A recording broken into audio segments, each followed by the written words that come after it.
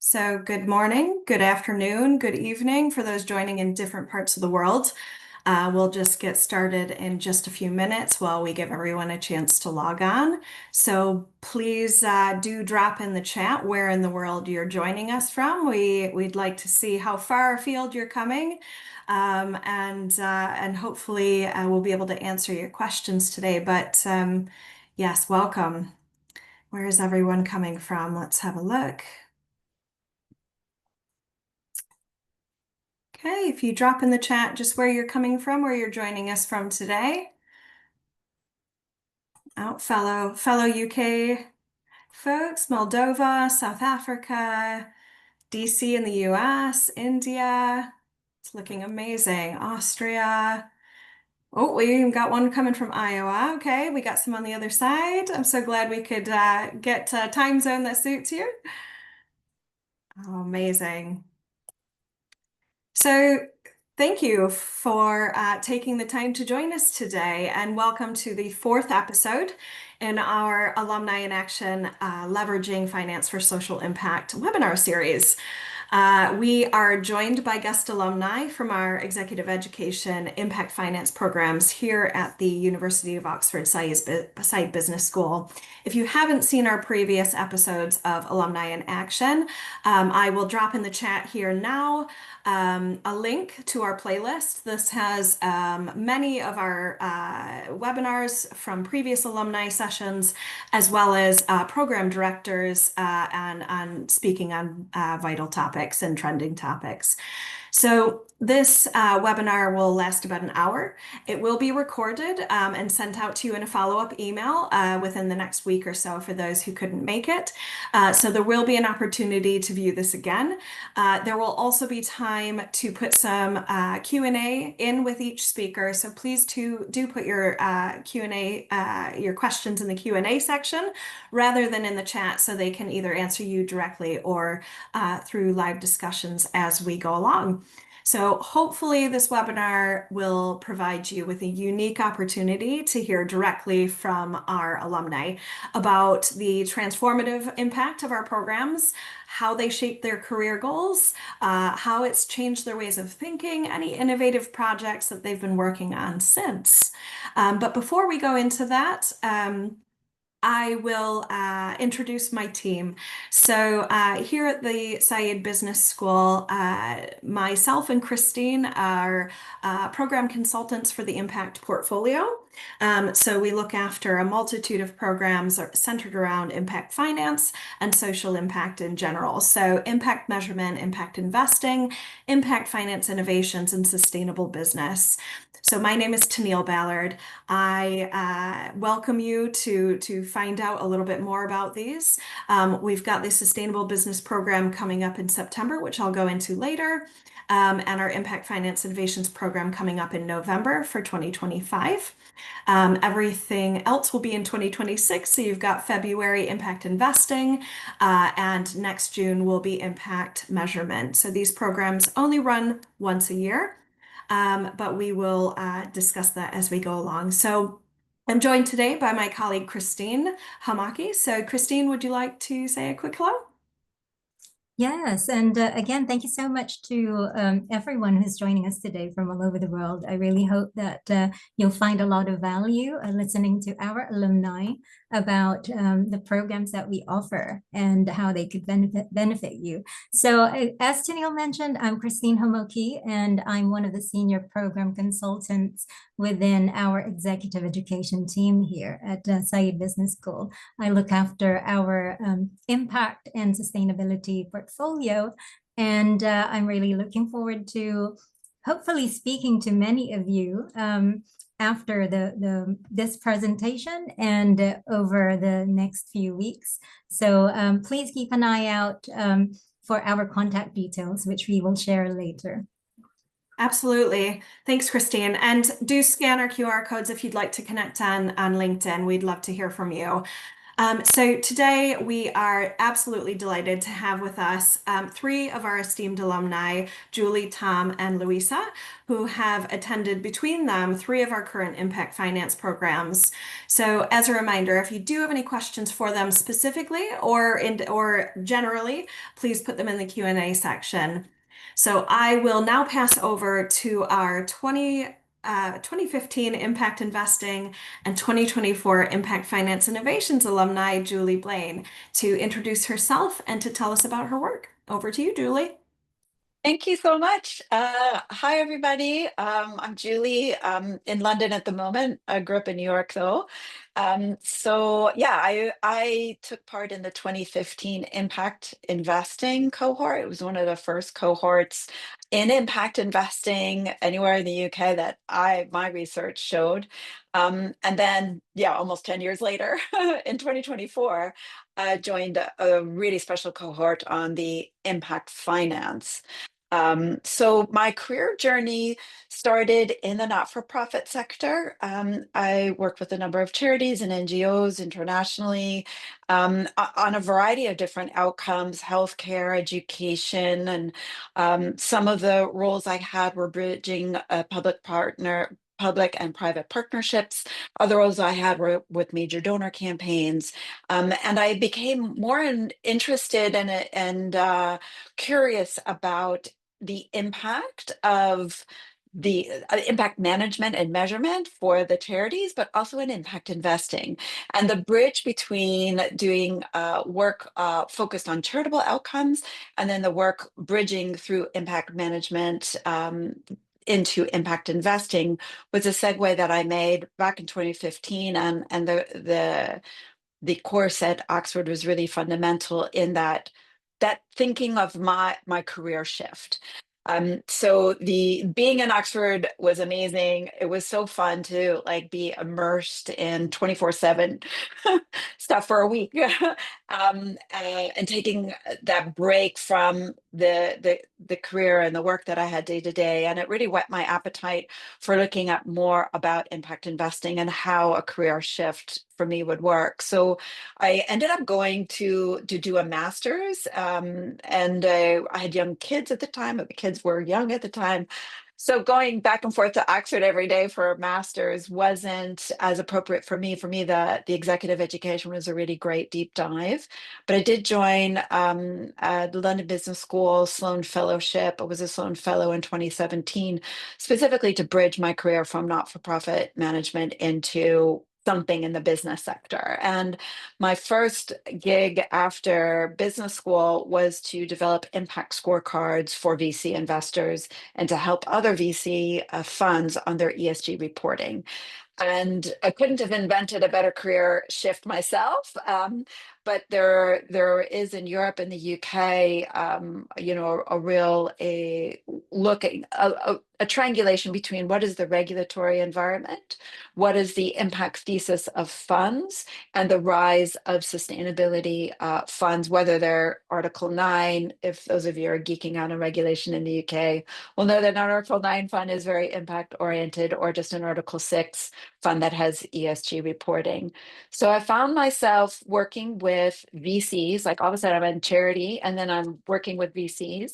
And so that was a career shift that, again, this impact lens was my red thread moving throughout. And with the rise of impact investment and looking at how the value change of investments were creating the outcomes that the investors wanted to see, also sparked my curiosity. I became much more interested in how sustainability as part of a value chain of investing was working. And then I was quickly introduced to Ani Patton-Powers, who is one of the key lecturers now creating the Impact Finance course. And she wrote a great book called Adventure Finance, which I read cover to cover, completely geeked out on all the different kinds of impact, innovative, and finance options that there are. And I, at the same time, was exploring a new innovative model for creating a collaborative framework for climate tech investors, which is now called The Table. And at the time, my co-founder Carmel and I we're exploring what are the funding gaps, the systemic funding gaps for early stage climate tech. And one of them is around the use of non-dilutive funds. So in deep tech environments and in climate tech environments, where there's a lot of research needed, where there's a lot of time to find your product market fit, and where there's time needed to educate customers really on the economic transition to a more net zero reality, whether that's in their supply chain or their energy creation, et cetera. So point is that early stage ventures, pre-seed, seed, series A, need more patient capital and need more types of funding that are non-dilutive. And when we look at the role of women's entrepreneurship, and I've been supporting female founders throughout my angel investing as well as through my mentorship program, been working with a number of venture builders over the years in sustainability, supporting female founders in sustainability specifically. Carmel and I realized that women entrepreneurs in the climate space are just as underfunded and overlooked as in other VC sectors. And that brings a whole opportunity to get climate tech innovation funded, matured, commercialized, scaled, that has been overlooked for the better of our planet, for the better of the economies that need to decarbonize, increase biodiversity, et cetera. So we founded the table just about 15 months ago now as a collaborative investment community. We onboard funds. The funds bring the deals that they're investing in, pre-seed through Series A, where there's at least one woman on the founding team doing anything climate. So we see software, hardware, new materials, outcomes for, as I mentioned, biodiversity, circularity, energy, et cetera. And we now have nearly 300 funds globally from San Francisco to Singapore who have joined the table. And we're introducing this idea of catalytic capital now. And coming onto the Oxford in the Innovative Finance, Impact Finance course in November 2024 was a perfect way for us to workshop how does catalytic capital work into a VC model of collaboration. And I have to say that now what we're launching at the Table Foundation was workshopped through this executive ed class. And it meant that I had a week with other impact investor. I had a week with other practitioners, with the lecturers to iterate this idea. And the results meant that we were ready to formalize the foundation after the course. We're now fundraising for an endowment. We're growing the investor landscape. And I'll say it, we couldn't have done it. We couldn't have done it without Ani and Shintan and Harjeem and the whole team behind Oxford Innovation. So a big shout out, a big thank you. And really the Oxford Executive Ed for me at the 2015 was all about learning. In 2024, it was about workshopping an idea. So yeah, so that's a little bit about my career journey and how my ongoing learning and education and collaborative approach with colleagues have been met.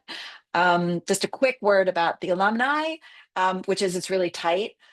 So we're thinking of setting up the foundation now in Switzerland.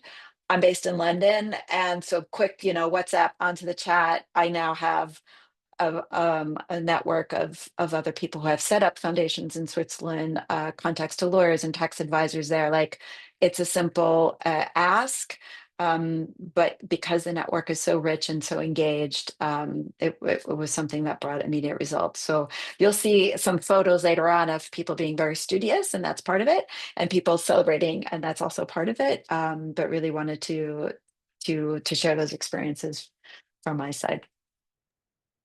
That's amazing, Julie. Thanks. So, I mean, my question is really with all of these new, especially with the table being created only 15 months ago, what challenges do you feel that you've been facing? And can you give us like an example of how you've sort of mitigated any smaller challenge or bigger ones if you've got time? With pleasure. So our theory of change is looking at how funding in the climate tech ecosystem can surface the opportunities that women entrepreneurs are creating. And so we are looking at non-dilutive philanthropic capital into for-profit ventures in order for them, women are underfunded by half, right? It takes women 50% longer to raise in the VC landscape, raise 43% less, and are often overly diluted.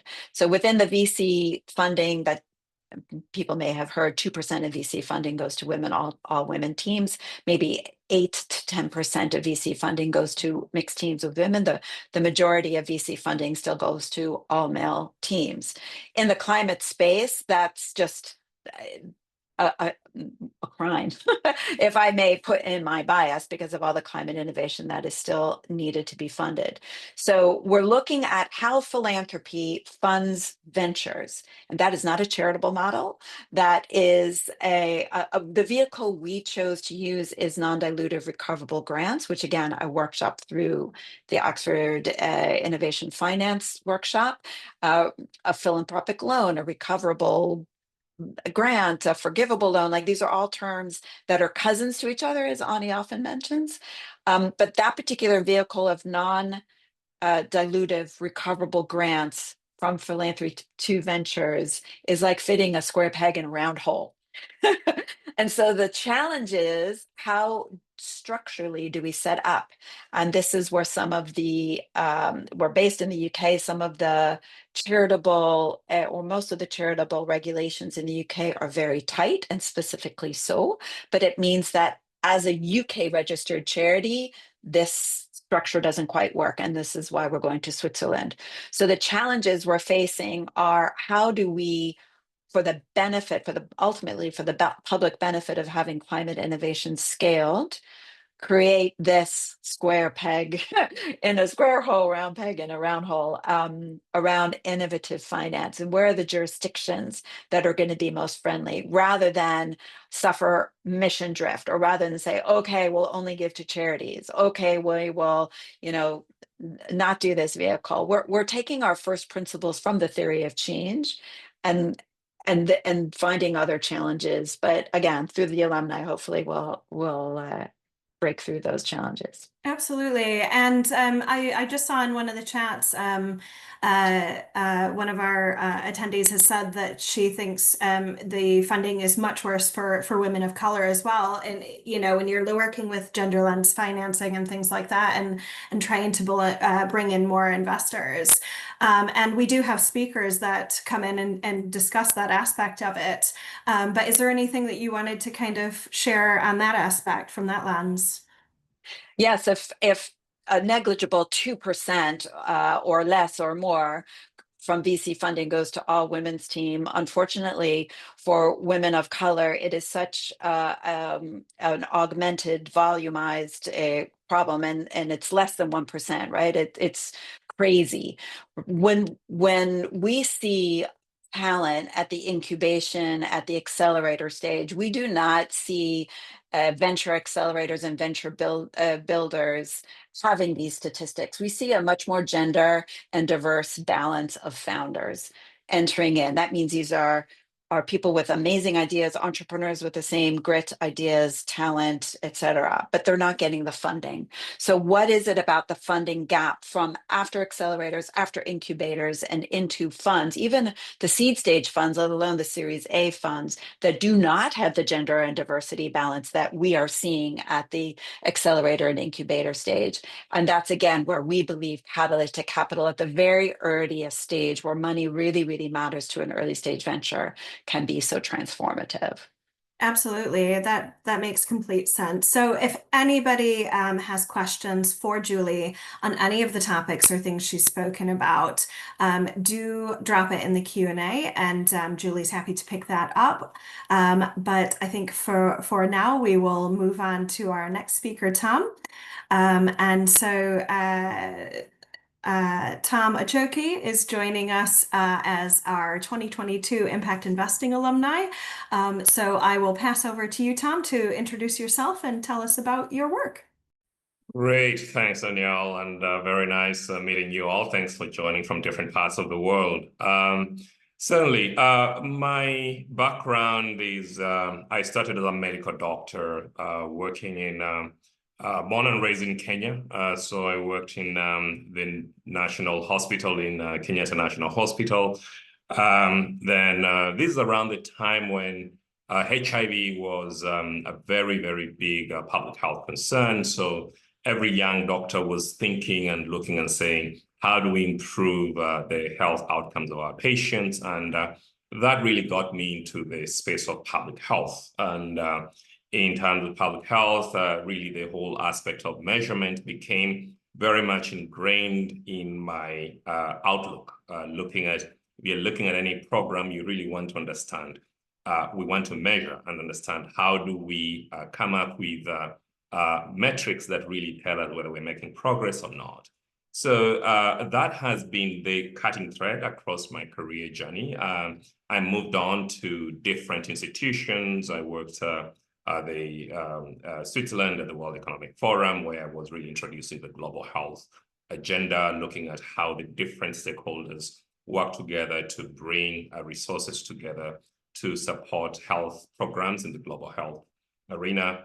Moved on to the Institute for Health Metrics and Evaluation at the University of Washington, which really does a very rigorous job in measuring the impact of global health programs. So that really also became one of those areas where there's an aspect of health financing and also aspects of looking at health outcomes across different parts of the world. And that, to me, gave me these aspects of really learning how to look at things in a systematic way, but also wanting to understand the impact narrative. So really, before once you're doing any investment, there's always this imperative to really track progress and understand where the resources are going, where can we be able to put them in a better way. So overall, that exposed me to the whole idea of impact investing, because over time, healthcare became one of those areas where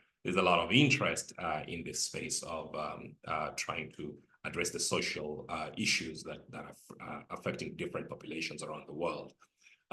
My work currently, I'm at the InBev Foundation, which is the corporate philanthropic arm of InBev. And I joined the foundation right after business school.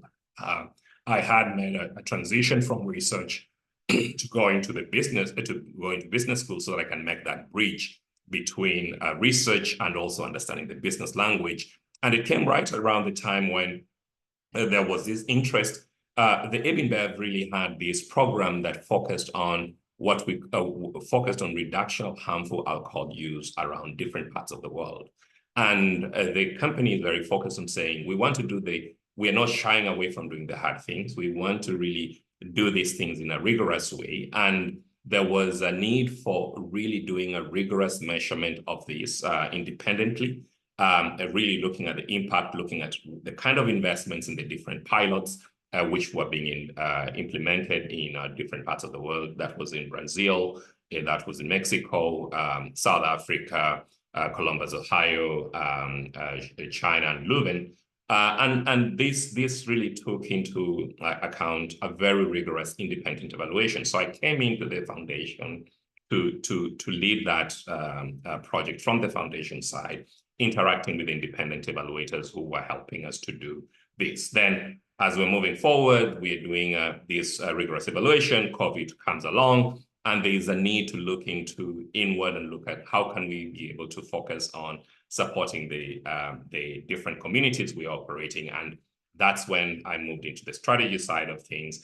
And over time, there was a number of programs that were very interesting, which really centered around impact investing. One of the programs that we came up with around that same time was really trying to, and that was actually talked by Julie in terms of looking at how do we fill the gap in the minority early stage entrepreneurs who are trying to find the support to move forward and move their entrepreneurial ideas forward, so that they can be able to raise the early non-dilutive capital that then can give them the footing to move to raising the return-seeking capital, and also linking them to the different networks. We did that program. We piloted that program in the US and in Brazil, and we served over 100 early stage entrepreneurs, and we learned a lot. This was one of those things that we got a lot of good ideas, a lot of good entrepreneurs who came in, and giving them that kind of support, giving them that aspect of being able to raise that non-dilutive capital, working with them. And we worked with a very reputable accelerator program, which is based out of Chicago, and supported us in giving that kind of support. And Brazil also did their own, which was based out of Rio de Janeiro, if I remember correctly, Sao Paulo. And that really was very impactful. When I looked at that, that's when I really thought about, well, why not go to Oxford and really learn about this program, where impact investing, really to get the tools and understand the language, understand what it takes. And over time, the programs that we started also in entrepreneurship, we have a number of programs that focused on small scale retailers. And this is really giving that non-dilutive capital, but also attracting partners, making sure that we're not only doing this in isolation. One of the things in InBev Foundation we focus on is being catalytic. We recognize that we can't solve all the problems of the world, but we want to be part and parcel of the solution by catalyzing that, giving that early stage investing, and then from there, seeing how we can partner with others to really move the needle in addressing some of the issues that we see in the different priority societies and regions where we work. We have also moved on to work on the space of, especially when we look at the programs that we're working in different parts of the world. Specifically, when I look at places like in Africa, we're really working with the small scale retailers, Latin America, and that really brings that impact story. And one of the other things which is very key on what I learned from the Oxford was really this aspect of measurement. Measurement is very fundamental. One of the trainings, I remember Karim Haji was training these in one of the classes, the theory of change, and looking at how can we be able to capture that impact story along the way, and not only measuring activities or the inputs, but moving all the way to the outcomes. And that's where we come in, and we, as the foundation, we very rigorously measure what we do, and we're not shy to say this has worked and this has not worked, and that has been quite interesting along the way. And to switch gears a little bit, also, I've not left the whole space of global health, rather public health. I'm still affiliated with a group called the Africa Institute for Health Policy, which really focuses on bringing a similar lens in Africa, in the African healthcare systems. When I was at the Institute for Health Metrics and Evaluation, I did learn that innovation was a big gap. The adoption of innovation in African healthcare systems was a big gap.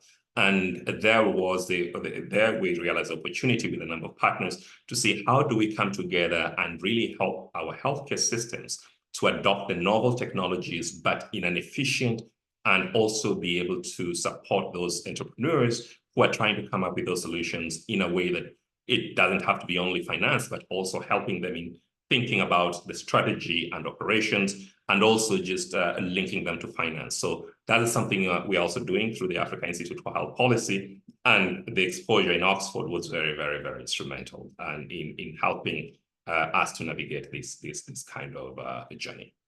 I think that is what I wanted to share. Yeah. And I don't know if you have any questions. Yeah, if anybody has questions for Tom, absolutely drop it in the Q&A. We've had a flurry of ones coming in for Julie, so they are being answered directly, I believe, at the moment. So it's really interesting what you were saying, Tom, about the transparency behind the impact and the measurement tools, and how making sure that you're sharing the unintended consequences or the things that haven't worked. Because I think that's where everybody is really seeking more information, is how hasn't it worked in different parts of the world, and especially if you have, if you're working out of different countries and across the globe, it's really important to share the varying factors that can affect those outcomes. So Thank you so much for sharing. If anybody has questions for Tom, drop that in. I'm just going to check and see if anything's come up. There's a few questions there. We have some general questions as well around, let's see.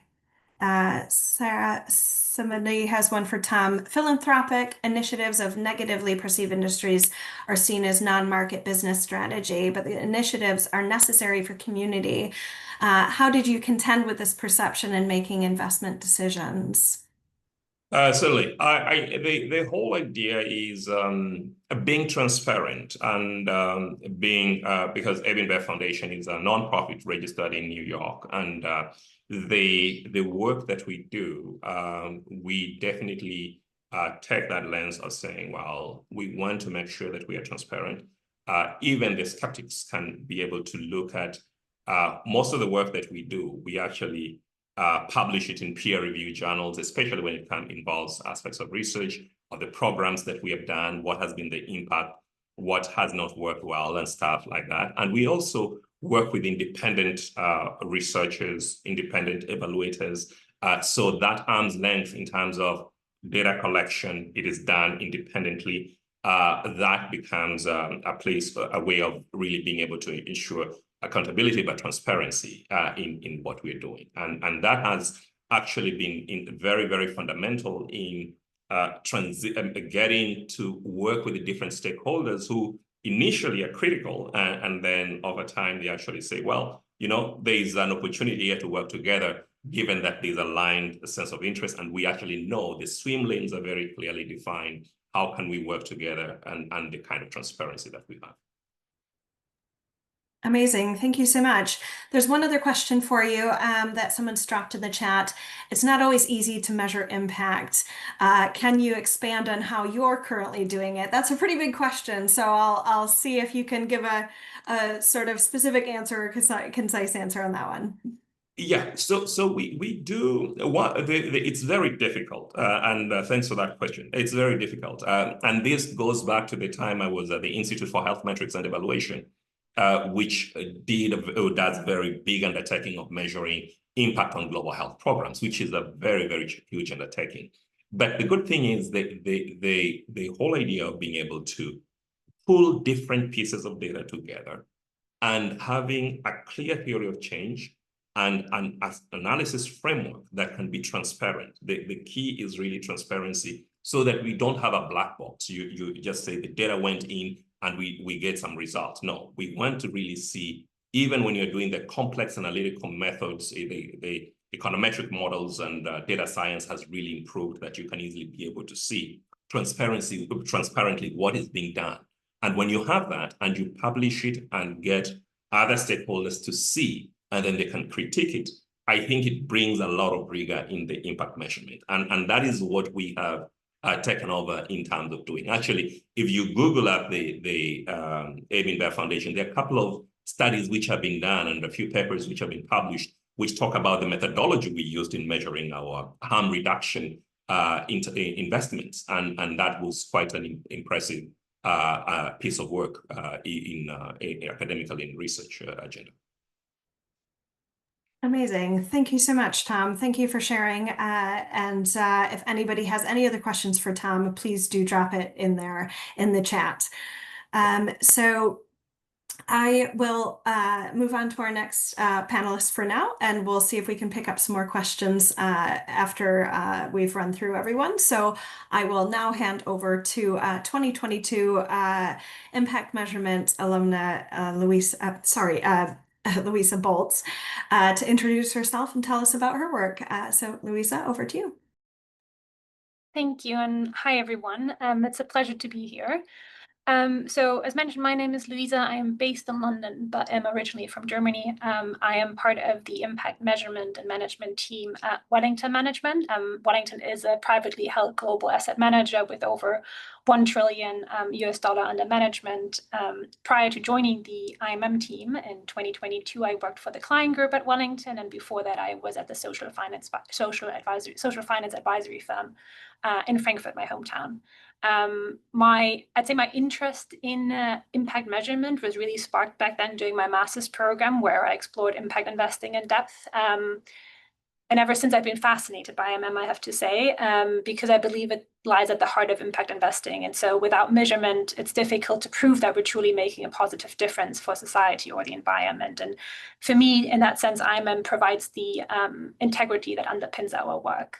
And so at Wellington, our relatively small team still, but supports portfolio managers across asset classes. So I think public equity, public fixed income, private equity, who aim to make a positive impact through their investment alongside a financial return. And we assist basically with everything that has to do with impact. So impact due diligence, impact measurement, obviously across the social and environmental dimensions. We help develop impact frameworks. And we also produce an annual impact report, which is actually a huge lift for our small team, given the number of holdings we need to report on and the number of data points we need to collect. And we publish that once a year. And so while our primal focus is on Wellington's impact platform, and maybe just to let everyone know, because I know there are different definitions of impact, Wellington defines impact as the impact of the product or service on the environment and or society. We've also expanded our remit to work more and more with other sustainable funds at Wellington who want to measure their contribution and also want to find an effective way to communicate that to stakeholders. So that's just like a brief overview of what I do and what our team does. So as you could have guessed, probably from my history, without it even being on the slide, I participated in the measurement program, given my passion for it. And the reason why I joined it actually was shortly after I joined the IMM team is because the head of our practice had participated in the program as well, and she highly recommended it for several reasons. I think one is just it gives you great fundamentals again in IMM. It also lets you explore the challenges in the field and also understand a diverse perspective from different players that operate in the entire sector. And also, and I found that particularly useful, it gives you practical insight. So you have practical sessions where either alumni comes or the people in the industry who really translate what you learn in theory into practice. And so that was incredibly helpful. And so in general, I think from the course, I overall appreciated the diversity of thought and the critical thinking that it encouraged during that time. Apologies. Maybe just to bring to life as like how some of the takeaways formed what we now do at Wellington. So one key work stream that has been influenced is the impact management part. So when we think about IMM, the focus is oftentimes on measurement, the first M. And so this is obviously a crucial component because it helps to demonstrate to clients and to ourselves that we're achieving the social and environment impact we want to make. And so it reinforces the sustainability claims and ensures the integrity and transparency, what Tom mentioned as well, which are key principles that we hold ourselves accountable to. However, in all of this, the second M, the management part, gets sometimes lost or gets overlooked. And so it is, however, really important, and that was the focus of the course. Partially is because once you've collected the data, you don't just want it to sit there and not do anything with it. And so over the past years, I'd say our team has really made great progress in focusing more on the management part. I'm not going to bore you and go into detail, but we've built an internal tool where a system that is part of the central platform of Wellington, where we collect and store all the data, let it be from the theory of change to all the data points, to the impact risk, to the materiality. And so that has two advantages. One is we now have one single source of truth as opposed to everything living in Excel, multiple Excel if I'm being honest. And the second point is that everyone has access to at Wellington. So we want to make sure that the research that we do just not sits within our team, but everyone can access this. And so that has been a great milestone for us. And so we, after each reporting period, would actually ended just like a month or two ago, we use this tool then to identify which companies have performed well or poorly based on our KPIs, understand the reasons behind those performances.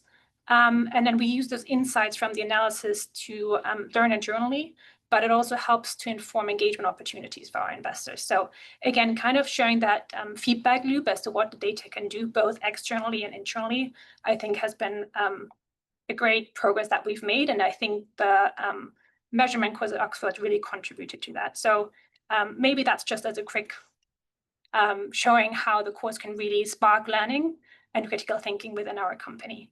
I'd say that's probably a quick introduction recap, and maybe I'll just open it up to a question. There's a few more things I could say, but I also want to leave it open for Q&A. Of course. Is there any other questions that anybody has for Louisa regarding impact measurement? And in the meantime, while you're writing those out, can you kind of tell us, since you've taken the program in 2022, how you've seen sort of impact measurement tools or ways of frameworks or anything like, or indicators even from the people working on the ground on sort of grassroots level, how that may have evolved or changing or what trends you're seeing coming up? Yeah, absolutely. I think I had to smile when you said indicators because I think that's just an ongoing discussion and it really depends which asset class also we're talking about. And you have those two spectrums. I remember when I took the course, the question was asked whether we want to have standardized indicators or customized one. And we had to go to each side of the room. And it was really split 50-50. And I think, again, different players in the industry think differently. At Wellington, we've made the decision, especially on the public side, because we rely on public documents to gather all the data points, to focus more on standardized KPIs. That means, obviously, when we think about the chain of impact, it's more on the output side rather than the outcome side. However, for us, when we think about KPI collection, like analyzing some sort of relative performance, we want to have a KPI that we think most likely the company will report on in the future. Or has in the past, or both ideally, so that we can measure progress over time. But so I'd say that's just like an ongoing discussions. I know people have different opinions. I know that Jin has done some work on that as well. But that's kind of Wellington's approach as to how we think about indicators. Absolutely. Thank you so much for sharing. So let's have a look. Question for Louisa. Do you share the results of your IMM system with the companies you invest in as feedback? And what does that process look like? Also, thank you to all the presenters. Very interesting. We've got another IMP graduate here. So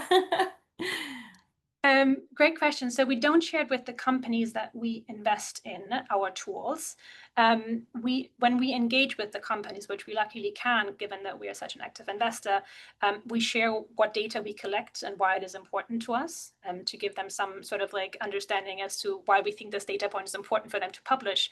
However, what we do share is with our clients, so the clients that invested our funds, we want to stay accountable. So once a year, we publish not the system itself, but we publish an annual report, but we also publish what we call an KPI metrics, which has all the holdings along with the data points from historical data points as well, and the historical growth rate along with the year of change and impact risk. And so that's what I was talking about before with the heavy lift for our team, but it's the transparency that really matters, and we want to hold ourselves accountable and want to share that with our clients as well.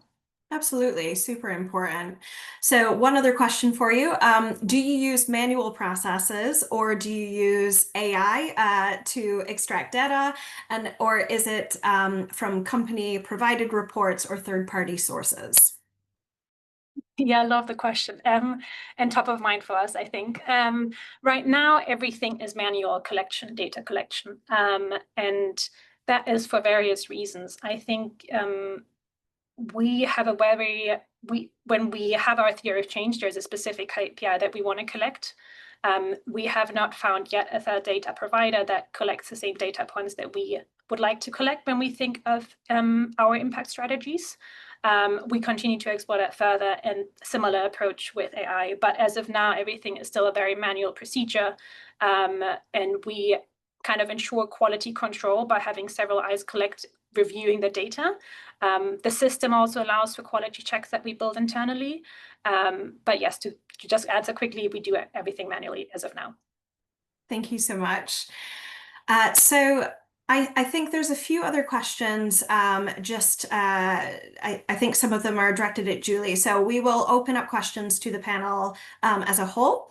And then in the meantime, I think Julie would like to answer some of these live. So there was a few questions around as you develop new blended finance models, are you considering incentives linked to specific milestones that are achieved, implementing KPIs that can be measured?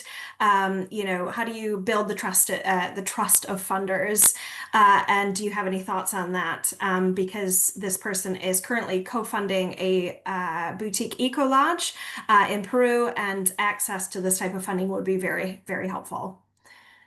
It's a great question, and actually it segues really, really well from what Louisa has been saying about IMM. So looking at what kind of incentives either the donors would want, or indeed the fund managers that are at the table. I sort of have a quip, there's an alphabet soup of ESG, from IMP to SDG.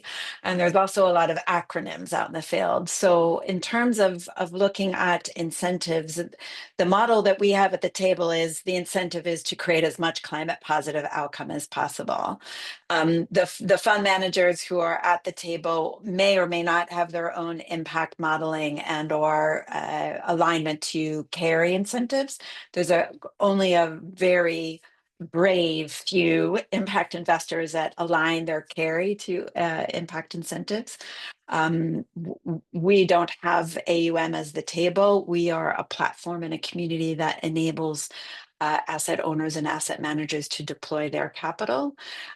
So the impact lens that we have is to be authentic from the founders, and then to overlay the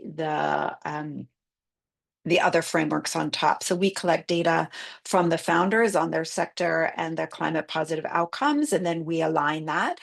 We are starting to use AI models. We are starting to create an impact bot so that we can say, right, here is the data that our founders are doing.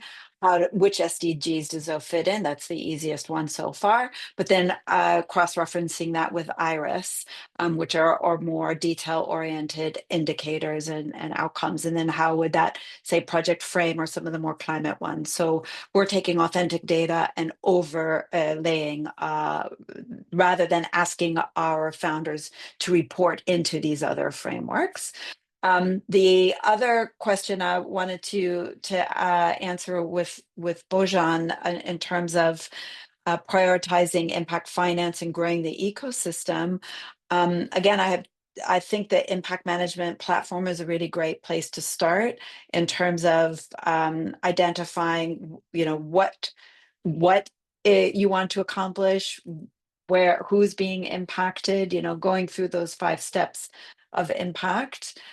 Is a really great place to start. And I would say if you're building ecosystems, then collaboration is really the key way to go. There's going to be a lot of synergies across the ecosystem and needs people have. So I would encourage you to look at the IMP for anybody that's looking at where to get started with their own impact measurement. That's usually my first point. And then to encourage as much collaboration across the ecosystem as you can. Yeah, definitely. And there's one more question that's in there, but I think this can really apply to Tom, Louisa, and Julie.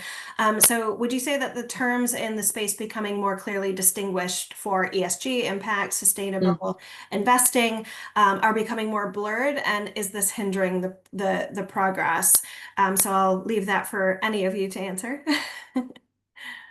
I have a very simple heuristic, which is ESG is internal. Like, what am I doing as a fund manager? What am I doing as an organization? And then the impact is the external. What is the contribution of my investment or my activity out there? So ESG internal, impact external. Did you have anything you want to add, Tom or Louisa?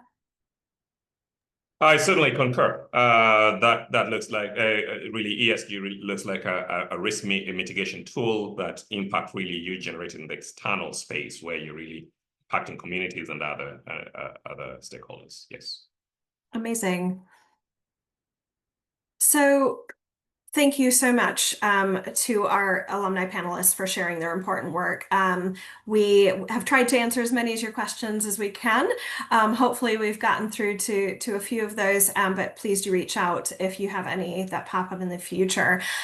So we have a few questions. We're sharing some photos from our alumni experiences here on their nights out, on their college dinners, on their classroom work and things like that. So can each of you kind of share, what a particularly vibrant example of, your Oxford experience, either based on your photos or just in general? Should we start with you, Louisa? Yeah, happy to. And I'm glad that 3 of the pictures I sent in made it on the slide. So that's great. I think the diversity of different sessions, if you want to call it like that, that you have is just incredible. So you have those more formal lectures that you see on the slide. Then you also have practical seminars, and then you have those more informal nights out. And so it provides an opportunity, depending on who you are as a character, just to connect with different people. I'd say just like the location itself of Oxford is incredible. If you've never been, it can be very impressive, going into those dining halls, for example. But I'd just say, like, I think the variety of opportunities it gives everyone to engage with the students is a really, really great way. So I, yeah, really, really, really enjoyed it. Amazing. Julie? Ditto. All the same. No, it's really great. It was very engaging during the day. Like, you can see the middle picture, heads down. That wasn't the photo I shared, but it's exactly the memory I have of during the day. You know, the groups. I enjoy in-person cohort learning, and so having those tables, which every day switched, which meant by the end of the week you actually really got to know everybody. You were forced to sit in a different place every day, which I really appreciated.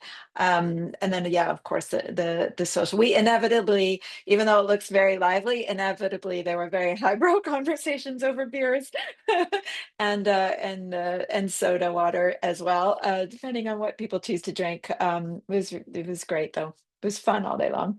I hear that quite frequently about the best conversations being in the pubs in Oxford. So that's amazing to hear. How about you, Tom?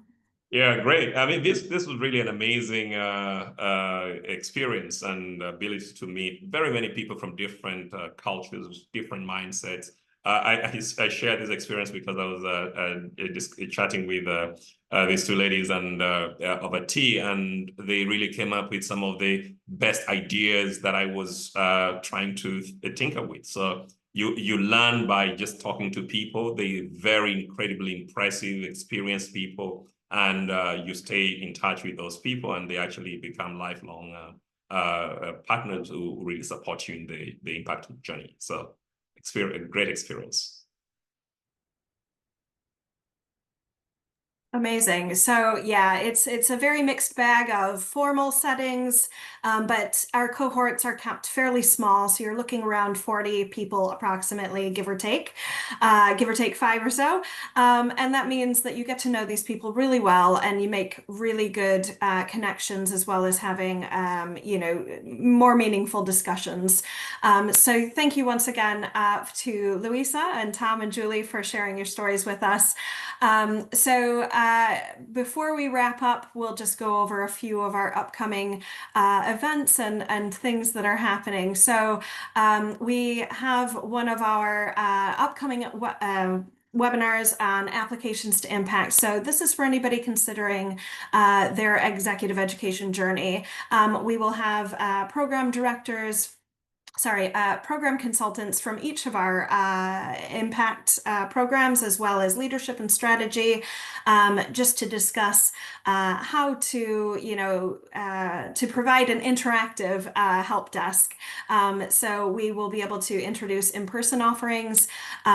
Members of our team will offer insights as well as in-depth knowledge about any in-person and online programs here at the Side Business School. So you're looking at finance, impact, leadership, strategy, and change programs, and you can have your program and logistical questions answered at that time.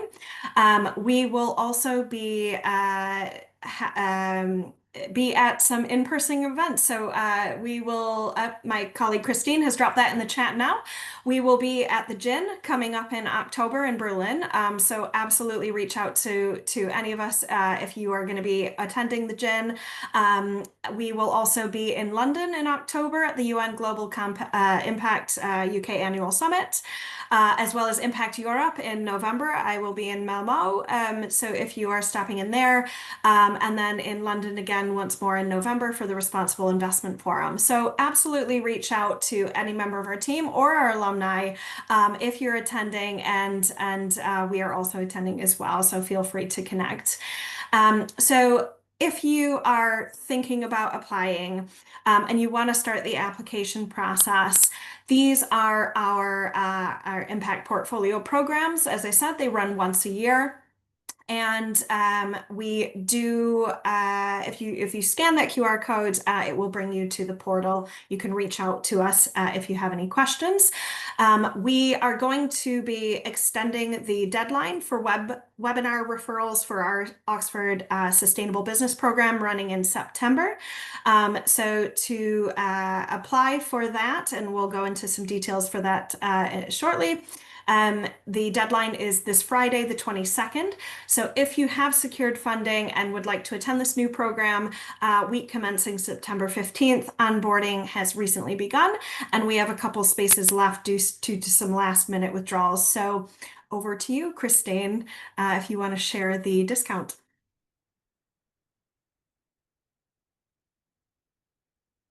Oh, you there? There we go. So I'll share this. Yeah, you got it. Okay. I hope you can you can see me now. Yeah. I'm having trouble putting my video on again, but oh, okay. I think it's starting now. It just has a little bit of lag. So as a thank you for all of you who joined us for the full hour, finding out about our programs, listening to our presenters today, we have a 10% discount that's available to all of you who are thinking of applying to any of these programs. We've sent the details of the program on the link, and also the QR code to the application form. You can also access the application form on the web pages themselves.